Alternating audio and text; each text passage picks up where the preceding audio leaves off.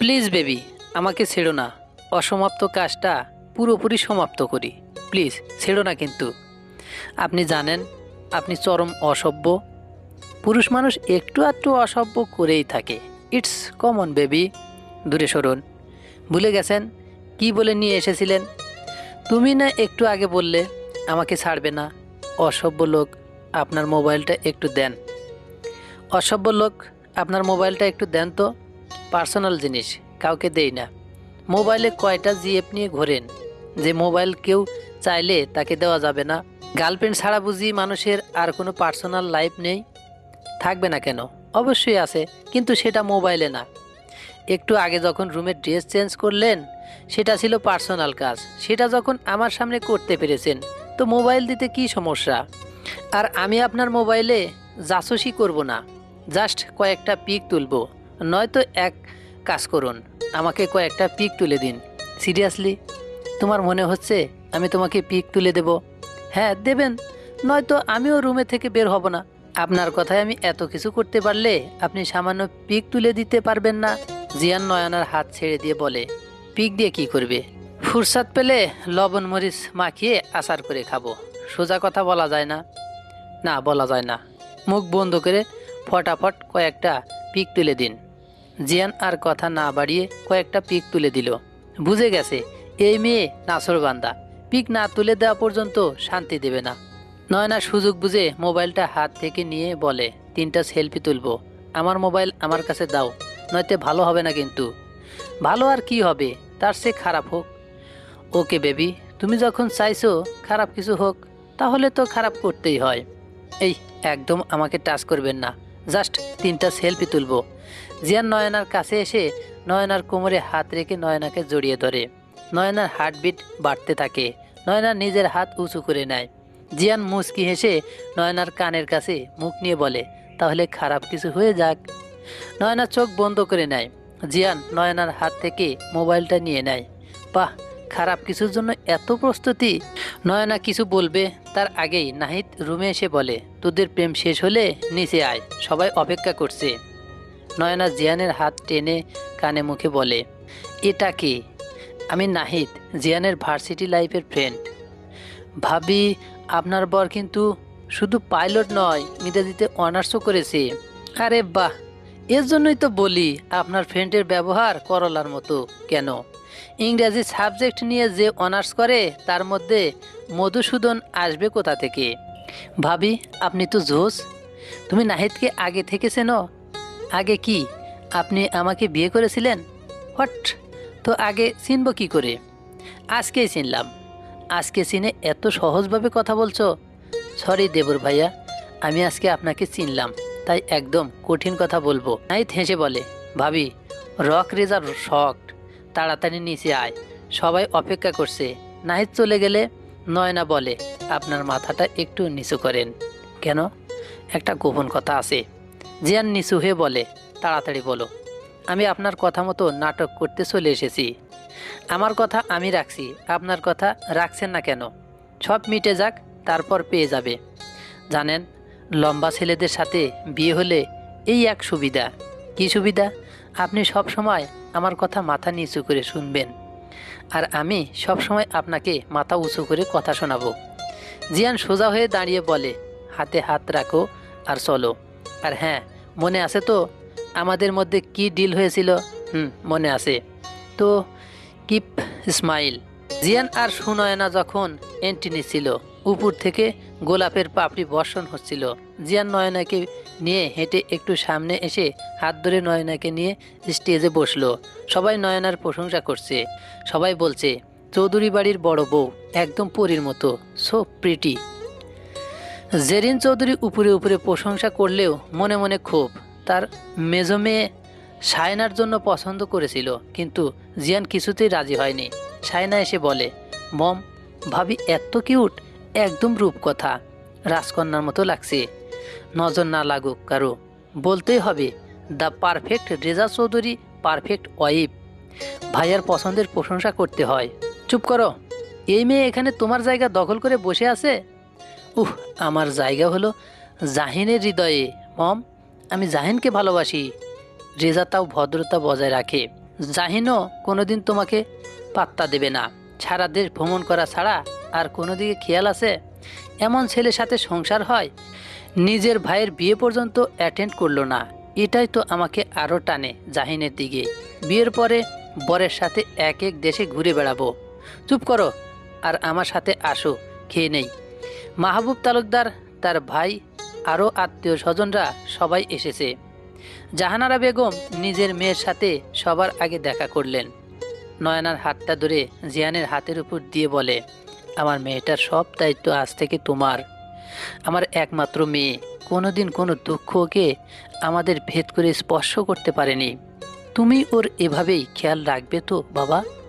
জিয়ান নয়নার দিকে তাকিয়ে বলে, যতদিন আসি আমি আগলে রাখার চেষ্টা করব। জাহানারা বেগম বলেন, যতদিন আসি মানে? আম্মু, এত কথা বলার সময় এটা? দেখো আশেপাশে কত মানুষ, পরেও তো বলতে পারবে এসব কথা। নাহিদ সুন্দর করে ডেকোরেশন করে একটা ট্রের মধ্যে আংটি নিয়ে আসলো দুটো। জিয়ান চোখ রাঙিয়ে বলে, এসব কি? মিতা বেগম এসে বলেন, তোমরা দুজন দুজনের থেকে দূরে থাকবে, তাই এই আংটি একে অপরকে পরিয়ে দাও। এটা স্মৃতি হিসাবে বহন করবে দুজন। সবাই একত্রিত হয়ে ঘিরে রেখেছে জিয়ান নয়নাকে। চারপাশ থেকে ফুলের বর্ষণ হতে লাগলো। এমন মুহূর্তে না করার কোনো অপশন পেল না। আংটি উঠিয়ে নয়নার অনামিকা আঙ্গুলে পরিয়ে দিল। নয়নাও আংটি নিয়ে জিয়ানের রিং ফিঙ্গার আংটি পরিয়ে দিল। ওদের উপরে যেন ফুলের বৃষ্টি হচ্ছে। নয়না মনে মনে বলে, ইস, এগুলো যদি ভিডিও করে রাখতে পারতাম।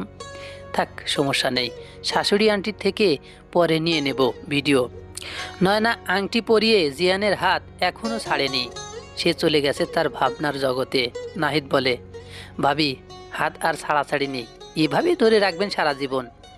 নয়নার সাথে সাথে হাত ছেড়ে দেয়। নীলঞ্জনার রুমের মধ্যে এক কোণে গুটিসুটি মেরে বসে কান্না করছে। পরিবারের বড় মেয়ে, সবার আদরে, কেউ কখনো ফুলের টোকা পর্যন্ত দেয়নি। লাবিব বাহিরে গিয়েছিল। রুমে এসে নীলঞ্জনার সামনে বসে। নীলঞ্জনার হাত ধরে বলে, আমি কি করে মেনে নিতাম আমার ওয়াইফ বাসর রাতে তার এক্সকে টেক্সট করছে। সরি জান, আমি আর কখনো তোমার গায়ে হাত তুলব না। নীলঞ্জনাকে জড়িয়ে ধরে চুমু খেতে থাকে। ধীরে ধীরে লাবিবের স্পর্শ গভীর হতে থাকে।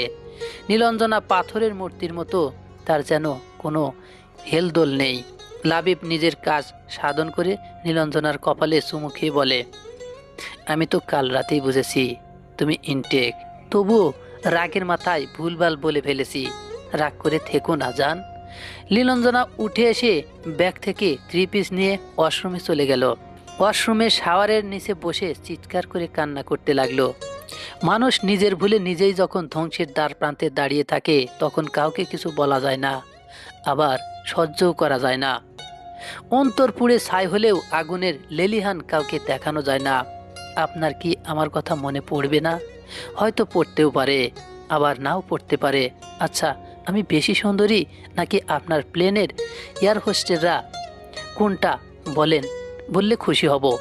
ওরা ফরেনার, তাই সুন্দর বললে ওরা তো অনেক সুন্দরী। নয়না খানিকটা গাল ফুলিয়ে নিল। তবে বাঙালি নারীদের সৌন্দর্যের কাছে ওসব সুন্দরী কিছুই না। নয়না উৎসাহ নিয়ে বলে, সত্যি? সত্যি, আমার দেশের নারীদের তুলনা হয় না। জানেন, নীলঞ্জনা আপি একটা ফরেনার ছেলের সাথে রিলেশন করেছিল। তারপর কি হয়েছে জানেন? জিয়ানের চোয়াল শক্ত হয়ে গেল। হাতের সামনে থাকা কাঁচের গ্লাসটা সর্বশক্তি দিয়ে চেপে ধরল। নয়না ভয় পেয়ে গেল। জিয়ানের চোখ লাল হয়ে গেছে। গ্লাসটা যে কোনো সময় ভেঙে কাঁচের টুকরো হাতে ঢুকে যেতে পারে। নয়না কান্না জড়িত কণ্ঠে বলে, আমার ভুল হয়ে গেছে, কখনো এই নাম আপনার সামনে নেব না, প্লিজ গ্লাসটা ছেড়ে দিন, আপনার হাত কেটে যাবে। নয়নার কথা শেষ হওয়ার আগেই শব্দ করে গ্লাসটা ভেঙে গেল। সাদা ফ্লোরে মুহূর্তে ছড়িয়ে পড়তে লাগলো টকটকে লাল তাজা রক্ত। নয়না জিয়ানের হাতটা ধরে বলে, ইস, কতখানি কেটে গেছে। এমন রাগ কারো কিভাবে থাকতে পারে? জিয়ান নয়নার বাহু চেপে ধরে 2 হাত দিয়ে নিজের কাছে এনে বলে, ঘৃণা করি। আমি এই নামটাকে কেন বললে? আমি জিয়ান রেজা চৌধুরী যতদিন বেঁচে আছি এই নাম আমার সামনে নেবে না। ছাড়ুন, আমার লাগছে। জিয়ান নয়নাকে আরো কাছে টেনে নিল। নয়না ভয়ে চোখ বন্ধ করে বলে, আপনার হাত থেকে রক্ত ঝরছে, আমাকে ছাড়ুন, আমি ব্যান্ডেজ করে দেই। আর কোনো কথা বের করতে পারল না নয়না। তার আগেই জিয়ান নয়নার ওষ্ঠদয়ে নিজের ওষ্ঠের মিলন ঘটালো। আকস্মিক ঘটনায় নয়না ঘাবড়ে গেল। জিয়ানের শার্ট খামচে ধরল, নখ বসে গেল জিয়ানের পিঠে। প্রায় 5 মিনিট পর নয়নাকে ছেড়ে দিয়ে বারান্দায় চলে গেল। নয়না নিজের ঠোঁটে হাত দিয়ে সেভাবেই বসে রইল। বেশ কিছুক্ষণ পর জিয়ান খুঁজতে লাগলো, আশেপাশে চোখ বুলিয়ে দৃষ্টি স্থির করলো। নয়না উঠে ড্রয়ার থেকে ফার্স্ট এইড বক্স নিয়ে ধীরে ধীরে পায়ে বারান্দার দিকে এগিয়ে গেল। নয়নার শখের বারান্দা, বিশাল বড় বারান্দার এক কোণে নয়নার শখের বুক প্লেস, নিজের পছন্দের লেখকের বই সাজানো আছে। তাতে ওই পশ্চিম কর্নারটা নয়নার মন খারাপের ঔষধ বলা যায়। জিয়ানের হাতে একটা বই, নীলঞ্জনার বিয়ের জন্য পুরো বইটা শেষ করা হয়নি নয়নার। প্রিয়তম অসুখ সে, শাহাদত হুসাইনের লেখা বইটি। নয়নার পছন্দের লেখক শাহাদত হুসাইন গত বইমেলায় ভিড় ঠেলে অটোগ্রাফ সহ সংগ্রহ করেছিল। নয়না ধীর পায়ে জিয়ানের পাশে পায়ের কাছে বসলো। পরিস্থিতি স্বাভাবিক করার জন্য মৃদু স্বরে বলল, আমার প্রিয় বইটি আপনি রক্তাক্ত করছেন কেন? ও বেচারার কি দোষ? জিয়ান শান্ত স্বরে বলল, সরি, আমি আবারও একটা ভুল করলাম। আচ্ছা, তুমি কি বলতে পারো সুনয়না, মানুষ হৃদয়ের রক্তক্ষরণ কেন দেখতে পায় না? এই যে আমার সামান্য কেটে যাওয়া ক্ষতে তুমি প্রলেপ লাগাতে এসেছো, কখন কেউ মনের ক্ষতে প্রলেপ কেন লাগায় না? কারো মনের ক্ষতের প্রলেপ হতে হলে মনের মানুষ হতে হয়। মনের মানুষ মন বোঝে, অন্য মানুষ তো বুঝবে না। কেউ কি আসলেই আমাদের মনের মানুষ হয়? হবে না কেন? ভালোবাসা থাকলেই হয়। ভালোবাসা বলতে আছে কিছু শোনায় না। ভালোবাসা হলো অনেকগুলো অংশের এক কথায় প্রকাশ করার মতো শব্দ। বিশ্বাস, ভরসা, মায়া, প্রশান্তি, এইসব মিলিয়ে ভালোবাসা। এখান থেকে একটাও কম হলে সেখানে ভালোবাসা থাকে না। কথার মধ্যেই নয়না জিয়ানের হাতটা ধরল, আলতো হাতে কাজগুলো টেনে বের করতে করতে বলে, নিজেকে যে ভালোবাসতে পারে না সে অন্যকে কি করে ভালোবাসবে? এই যে নিজের ক্ষতি করলেন, এই দায়িত্ব আপনার। এই ক্ষতির পরিমাণ আপনাকেই চুকাতে হবে। মানুষ ভুল করলে সে ভুল থেকে শিক্ষা নিতে হয়, আর নয়তো সে ভুল থেকে শত শত ভুলের জন্ম হয়। জিয়ান অবাক নয়নে তাকিয়ে আছে নয়নার দিকে। কে বলবে তার সাথে এত গুছিয়ে কথা বলা মেয়েটা ষোড়শী বালিকা? মনে হচ্ছে উপন্যাসের মাধবীলতা। কত যত্ন নিয়ে সে হাতের ক্ষতে প্রলেপ লাগাচ্ছে, যেন আমার সে তার ব্যথা অনুভব হচ্ছে বেশি। জীবন এত অদ্ভুত কেন? নয়নার হাত ব্যান্ডেজ করা শেষ করে বলে, আজকে সবচেয়ে ভালো লেগেছে কোনটা জানেন? আজ তো ভালো লাগার মতো কিছু হয়নি নয়না। হয়েছে, তবে তা আপনি বুঝবেন না মিস্টার প্লেন ড্রাইভার। বলো, তাহলেই তো বুঝবো। বুঝলে বুঝপাতা, না বুঝলে তেজপাতা। আপনাকে আবার আমার বাসায় আসতে হলো। তুমি আমার বাড়ির সম্মান রক্ষা করেছো, আমি তোমার বাড়ির সম্মান রক্ষা করলাম। সদবোধ, এটা কিন্তু কথা ছিল না। আমার প্রাপ্য কই? এটা দিলে তোমার বাসার কেউ কিছু বলবে না? সামনে তো তোমার পরীক্ষা। আরে বুদ্ধু, সবাইকে বলবো জামাই বিদেশে, এর জন্য মোবাইল দিয়ে গেছে। এবার তাড়াতাড়ি দিন তো। এই আসার সময় নিয়ে এসেছেন তো, নাকি খালি হাতে চলে এসেছেন? জিয়ান হতাশ দৃষ্টিতে তাকিয়ে থেকে বলে, উফ, একটু মনে ছিল না আমার। আশ্চর্য, মনে ছিল না মানে কি? সকালে তো পালাবেন, তখন আপনাকে আমি কই পাবো? আমাকে পেতে চাও? নো নেবার। তবে মোবাইল পেতে চাই। হায় রে নিষ্ঠুর রমণী, তুমি মোবাইল চাইলে কিন্তু আমাকে চাইলে না। নাটক কম করেন প্রিয়। আমি তোমার প্রিয়। আমার সাথে প্রিয় শব্দ যায় তাও ঠিক। জিয়ান পকেট থেকে একটা ফোন বের করে নয়নার সামনে ধরে বলে, এই নাও তোমার প্রাপ্য। নয়না খুশি হয়ে বলে, love you. Love you too darling. এরপর দুজনেই দুজনের দিকে তাকিয়ে হেসে ফেলে। কিন্তু আমি সিম পাবো কই? সিম দিয়ে কি করবে? সিম ছাড়া মোবাইলের কোনো মূল্য আছে? অবশ্যই আছে। তুমি এটাতে ওয়াইফাই কানেক্ট করে ভিডিও দেখতে পারবে। আমাকে বোকা মনে হয়? জিমেল ছাড়া কিছু ওপেন হবে? বাহ, সবই তো জানো। তো কি সায়েন্সের স্টুডেন্ট, এত সহজভাবে নেওয়ার কিছু নেই। বড় হয়ে কি হতে চাও? আপনার কি আমাকে বাচ্চা মনে হয়? প্রশ্নটা ভুল করেছেন। প্রশ্ন হতো, পড়ালেখা করে কি হতে চাও? কি হতে চাও? পাইলট। জিয়ান হেসে বলে, বাহ, অবশেষে তুমিও প্লেন ড্রাইভার হতে চাও? মোটেই না, শুধুমাত্র আপনার মুখ থেকে শুনতে চাইছিলাম প্লেন ড্রাইভার শব্দটা। আগেই তো বলেছিলাম সায়েন্সের স্টুডেন্ট সহজভাবে নেবেন না। নয়না উঠে হাঁটা শুরু করতেই জিয়ান পা বাড়িয়ে দেয়। নয়না পড়ে যেতে নিলে জিয়ান হাত ধরে টান দিয়ে নিজের কোলে বসায়। জিয়ান নয়নার কানের কাছে মুখ নিয়ে বলে, বাচ্চা মানুষ যখন তখন কোলে বসে পড়ে। মাহবুব তালুকদার যা চায় তাই হয়। মিজান বলে, ভাইয়া আমার মেয়েটা আজ 5 দিন ধরে নিখোঁজ। কোথায় আছে, কি অবস্থায় আছে কিছুই জানি না। এমন মেয়ে দিয়ে কি হবে? যে মেয়ে পরিবারের মান সম্মান ডুবিয়ে দেওয়ার আগে একবারও ভাবে না, তাকে খুঁজে কি করবে? ভাইজান এভাবে বলবেন না। শত হোক আমার অরুরজাত মেয়ে, শত অন্যায় করলেও তাকে ফেলে দিতে পারবো না। তোর মেয়ের জন্য তুই কাঁদছিস, আর তোর মেয়ে বিয়ে করে সংসার করছে। কি বলছেন ভাইজান? ঠিকই বলছি, নীলঞ্জনা ওই ছেলেটাকে বিয়ে করে নিয়েছে। আমি সব খোঁজ নিয়েছি, ওরা এখন শরীয়তপুর আছে। এই নে ঠিকানা। তোর একার মেয়ে, তোর মায়া আছে, যা দেখে আয়। আমাকে ক্ষমা করে দিয়েন ভাইজান, আমার জন্য আজ নয়নার জীবনে এত বড় তুফান আসলো। নিজের মেয়েকে মানুষ করতে কি ত্রুটি রেখেছি আমার জানা নেই। এই ছাড়ুন আমাকে, কোলে বসে আসো। ভালো লাগছে না বেবি? আমাকে ছাড়ুন। আমার প্রতি এত রাগ, রাগ অভিমান তার সাথে করা যায় যাকে মানুষ ভালোবাসে। আপনি তো সুনামি, যার আশ্রে পড়ার আঘাত কতকাল আমাকে বয়ে বেড়াতে হবে জানা নেই। আপনার প্রতি রাগ অভিমান বেমানান, আপনার প্রতি থাকবে ক্ষোভ আক্ষেপ। হুট করেই জিয়ান বলে, I knew you leaves just 2 minute. আমি ইংরেজি বুঝি না। জিয়ান হাত টান দিয়ে বলে, যে সাহিত্য বোঝে সে এই সামান্য কথা বুঝবে না? যে হাত সারা জীবন ধরে রাখতে পারবে না, সে হাত ধরার সাহস কেন দেখাচ্ছেন? জিয়ান হাতটা ছেড়ে দিল। নয়না দ্রুত বারান্দা থেকে রুমে চলে আসলো। জিয়ান সেভাবেই বসে রইল।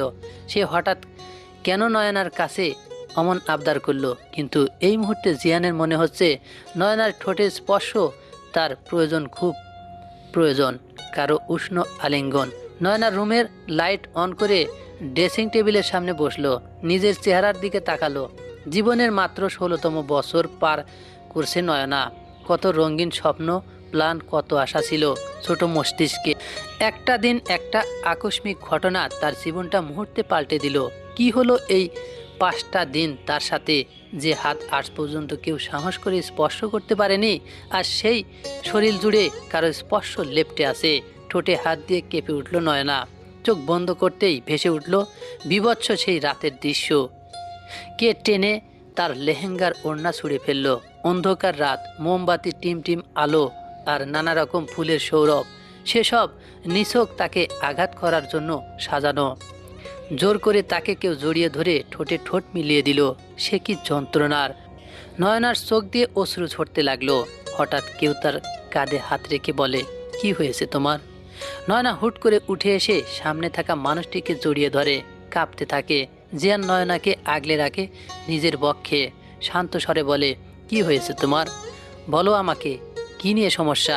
নয়না জিয়ানের কণ্ঠ শুনে চোখ খুলে জিয়ানের মুখের দিকে তাকায়, চিৎকার দিয়ে বলে, দয়া করে আমাকে ছেড়ে দিন, আমার সাথে এমন করবেন না, ছেড়ে দিন আমাকে। জিয়ান হতবুদ্ধি হয়ে তাকিয়ে থাকে নয়নার দিকে। নয়না ততক্ষণে জিয়ানের কয়েক হাত দূরে সরে দাঁড়ায়। জিয়ান বেড সাইড টেবিলের উপরে থাকা জগ থেকে গ্লাসে পানি ঢেলে নয়নার সামনে পা বাড়ায়। নয়না আরও দূরে সরে যাচ্ছে আর বলছে, আমাকে ছেড়ে দিন। জিয়ান থমকে দাঁড়ালো, নরম স্বরে বলল, কি হয়েছে তোমার সুনয়না? ভয় পাচ্ছ কেন? দেখো আমি তোমাকে ধরিনি, আর এখানে আর কেউ নেই, ভয় পাওয়ার মতো কিছু নেই। নয়না আর কিছু বলতে পারল না। তার আগেই তার চারপাশ অন্ধকার হয়ে গেল। মাটিতে লুটিয়ে পড়ার আগেই জিয়ান নয়নাকে নিজের বাহুবন্ধনে আগলে নিল, কোলে তুলে বেডে শুয়ে দিয়ে নিজে নয়নার মাথার সামনে বসলো। কি করবে এখন সে? এ বাড়ির কাউকে কিভাবে বলবে? মাথা নিচু করে বসে থেকে মোবাইল নিয়ে তার ফ্রেন্ড অনিকেতকে কল করলো। অনিকেত পেশায় একজন ডাক্তার। ভ্রু কুঁচকে মোবাইলের দিকে তাকালো অনিকেত। এত রাতে কল করার মতো মানুষ অনিকেতের জীবনে নেই। তাহলে কে কল করলো? বিরক্তি নিয়ে মোবাইলের স্ক্রিনে তাকাতেই দেখতে পেল জল জল করছে রেজা নামটা। অনিকেত কাল বিলম্ব না করে সাথে সাথে রিসিভ করে বলে, কি রে শালা, এতদিন পর মনে পড়লো? শুনলাম এর মধ্যে বিয়েও সেরে ফেলেছিস। তোর কথা পরে শুনবো, আগে আমার কথা শোন। তারপর অনিকেতকে সবটা খুলে বলল। অনিকেত সব শুনে বলে, সম্ভবত ভাবির প্যানিক অ্যাটাক হয়েছে। এই পরিস্থিতি সাধারণত কয়েক মিনিটের মধ্যেই শীর্ষে পৌঁছায়, কিন্তু কখনো তা ভয়াবহ বা অস্বস্তিকর অনুভূতি সৃষ্টি করতে পারে। প্যানিক অ্যাটাক সাধারণত অতিরিক্ত মানসিক চাপ, উদ্বেগ বা নির্দিষ্ট পরিস্থিতি, সামাজিক বা কর্মজীবনের চাপ এই ধরনের আক্রমণকে হতে পারে। তুই এক কাজ কর, চোখে মুখে পানি ছিটে দে। জ্ঞান ফিরলে আতঙ্কিত এক বিচলিত থাকতে পারে। ভাবির পাশে থাক এবং শান্ত থাকার চেষ্টা করবি। ভাবিকে সান্ত্বনা দিবি, তাকে অনুভব করাবি যে সে নিরাপদ আছে। মনোযোগ অন্যদিকে নেওয়ার চেষ্টা করবি আর কয়েকবার লম্বা শ্বাস প্রশ্বাস নিতে বলবি। দেখবি সব ঠিক হয়ে যাবে। ভয়ের কিছুই নেই। প্রথম প্রথম অনেক মেয়েই এটাকে ভয় পায়। জিয়ান আর কোনো কথা শুনল না। খট করে ফোনটা কেটে দিলে জিয়ান ভালো করেই জানে এখন অনি উল্টাপাল্টা কথা বলবে। ফোন কেটে দিল। মানুষ ঠিকই বলে, বউ পেলে মানুষ সব ভুলে যায়। আচ্ছা, আমি কবে সব ভুলে যাওয়ার মতো বউ পাবো? বাবা, আমার কি বিয়ে হবে না? জিয়ান বেড সাইড টেবিলের উপর থাকা জগটা থেকে সামান্য পানি নিয়ে নয়নার চোখে মুখে ছিটিয়ে দিল। কিছুক্ষণ পর নয়নার চোখ খুলল। জিয়ান নয়নার মাথার নিচে বক্ষে নিয়ে নয়নাকে বলল, তুমি তো আমাকে বেশ ভয় পাইয়ে দিচ্ছিলে। বললেই হতো আজ তোমার বাচ্চাদের মতো ঘুমাতে ইচ্ছে করছে, তাহলেই আমি তোমার মাথায় হাত বুলিয়ে গান গেয়ে ঘুম পাড়িয়ে দিতাম। ছাড়ুন, আমি বালিশে শোবো। জিয়ান নয়নার মাথা বালিশে রেখে সরে বসলো। এই, তুমি জোরে শ্বাস নিতে পারো? এই আমার মতো করে। এটা কোনো ব্যাপার হলো? এই দেখুন, বলেই জোরে শ্বাস নিল। তো আমার সে কম হলো? নয়না আবার শ্বাস নিল, লম্বা শ্বাস। তারপর জিয়ানের দিকে তাকিয়ে বলে, আপনি সত্যি গান গাইতে পারেন? না, পারি না। আমি গান গাইলে তোমার এলাকার সব লোক লাঠিসোঁটা নিয়ে হাজির হবে। এত বাজে কণ্ঠে আমার গান। নয়না উচ্চস্বরে হেসে বলে, এত বাজে কণ্ঠ আপনার? খুব বাজে। একবার কি হয়েছিল জানো? নিশ্চিত আপনার গান শুনে কুকুর তাড়া করেছিল আপনাকে। নয়না উঠে বসলো। এই একটা হেল্প করেন, আমার গয়নাগুলো খুলতে সাহায্য করেন। জিয়ান নয়নার গহনা খুলতে সাহায্য করলো। নয়না উঠে দাঁড়ালো। ড্রয়ার থেকে ড্রেস বের করে বলে, আমি চেঞ্জ করে আসি, আপনিও চেঞ্জ করুন। আমি তো কিছু নিয়ে আসিনি। আপনার শ্বশুর আব্বা আপনার জন্য ড্রেস কিনে রেখেছি। ওই যে 4টা শপিং ব্যাগ দেখছেন, তাতে আপনার প্রয়োজনীয় কাপড় পেয়ে যাবেন। নয়না ওয়াশরুমে চলে যাওয়ার পর জিয়ান ব্যাগ খুলে অবাক। টি শার্ট, কোয়ার্টার প্যান্ট, তোয়ালে, শর্ট, ব্লেজার সব আছে এতে। একটা টি শার্ট আর 3/4 প্যান্ট বের করে পরে নিল। নয়নার রুমটার দিকে নজর গেল। পুরো রুম জুড়ে হট আর পিঙ্ক কালারের ফার্নিচার। রুমের রংটা হালকা পার্পল। বলতেই হয় নয়না খুব আদরে মেয়ে, তাই তো প্রিন্সেসের মতো রূপটা সাজানো। হঠাৎ চোখ পড়ল দেওয়ালে টাঙানো একটা প্রিন্টের দিকে। অবাক হয়ে বলে, এটা এখানে কি করছে? নয়না ওয়াশরুম থেকে বের হয়ে বলে, আমার রুমটা খুব সুন্দর, তাই না? সব কেবিনটা আমার মন মতো করে বানানো। খুব সুন্দর, তবে তোমার চেয়ে কি আমার চেয়ে? তোমার চেয়ে কম। এই পাস্তা খাবেন? আমার খুব খিদে পাচ্ছে। এই রাত আর সাথে পাস্তা আর কফি জাস্ট জমে যাবে। তুমি পারো। Yes mister driver, not driver, it's pilot. একই তো। কখনো রাত জেগে উপন্যাস পড়েছেন? না, আমার এসব পড়ার সময় হয়নি। সকালে ভার্সিটি, দুপুরে থেকে রাত পর্যন্ত পাইলট হওয়ার জার্নি, এভাবেই কেটেছে দিন। এর জন্য আপনার মধ্যে কোনো রসকস নেই। উপন্যাসের নায়ক চরিত্রগুলো হয় কল্পনার পুরুষের মতো। তাদের রাগ তাদের আগলে রাখা, তাদের অ্যাটিটিউড সব কিছুই সুপার সুপার। আর ভালোবাসা, তা তো বলার ভাষা রাখে না। তোমার উপন্যাস নিয়ে গবেষণা শেষ হলে পাস্তা আর কফি বানিয়ে আনো। এই যে মিস্টার প্লেন ড্রাইভার, আমার পিছু পিছু আসেন। তোমার বাসার কেউ দেখে ফেললে কি? আমরা কি চোর নাকি? জিয়ানের হাত ধরে বলে, চলেন তো। রান্নাঘরে এসে নয়না চুলায় পানি বসালো। তাতে সয়াবিন তেল আর লবণ দিল। জিয়ান জীবনে প্রথমবার কিচেনে ঢুকেছে। অবাক হয়ে বলে, সাদা পানিতে তেল আর নুন কেন দিলে? ওরে ড্রাইভার, সারা জীবন বইয়ের পাতায় ডুবে থাকলে জানবেন কি করে? চুপচাপ তাকিয়ে থাকেন আর দেখুন ঘরোয়া স্টাইলে সহজভাবে কিভাবে পাস্তা রান্না করতে হয়। পানি ফুটে উঠলে নয়না গ্যাস কমিয়ে তাতে পাস্তা দিল। এরপর ফ্রিজ থেকে টমেটো, ক্যাপসিকাম, ধনিয়া পাতা, সয়া টমেটো সস, কাঁচামরিচ বের করে আনলো। ক্যাপসিকাম কুচিগুলো নিল। ততক্ষণে পাস্তা সেদ্ধ হয়ে গেছে। পাস্তা ছাঁকনিতে দিয়ে চুলায় প্যান বসিয়ে একে একে সব দিয়ে নাড়াচাড়া করে এরপর ডিম দিল। ডিমটা হয়ে এলে পাস্তা ঢেলে দিল। নামানোর আগে ধনিয়া পাতা দিয়ে নামিয়ে নিল। হিটারের পানি গরম করে তাতে গুঁড়ো দুধ, কফি পাউডার দিয়ে মিক্সড করে নিল। জিয়ান এতক্ষণ মনোযোগ দিয়ে রান্না দেখছিল। এবার বলল, আমি ব্ল্যাক কফি পান করি, সুগার আর মিল্ক পাউডার অ্যাভয়েড করি। হায় হায়, কি বলেন? যারা ব্ল্যাক কফি পান করে তারা তো বিষ পান করলেও মরবে না। হোয়াট? আমার মাথা। চলুন। জিয়ান হাঁটা শুরু করলো। আরে ওই মিস্টার ড্রাইভার, এত সব আমি একা রুমে নিয়ে যাব কি করে? কফি মগ আপনি নিন, পান্তার প্লেট আমি নিচ্ছি। বন্ধুরা, আমাদের এই গল্পটি যদি ভালো লেগে থাকে লাইক, কমেন্ট, শেয়ার ও সাবস্ক্রাইব করে আমাদের পাশেই থাকবেন। এই গল্পের পরবর্তী পার্ট চাইলে অবশ্যই কমেন্টে মতামত জানাবেন। ধন্যবাদ সবাইকে, ভালো থাকবেন।